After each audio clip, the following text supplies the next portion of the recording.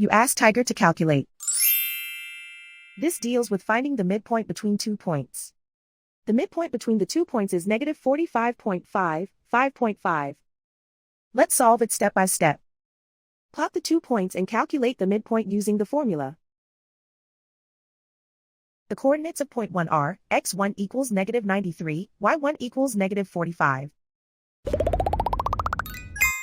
The coordinates of point 2 are, x2 equals 2, y2 equals 56. PM represents the midpoint of the 2 points.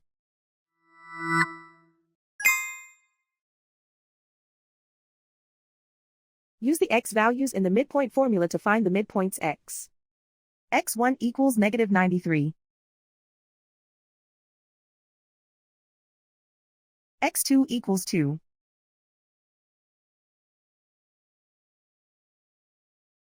Simplify the arithmetic.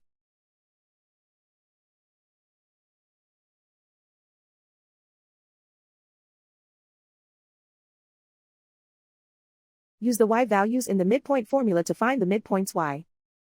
y1 equals negative 45. y2 equals 56. Simplify the arithmetic.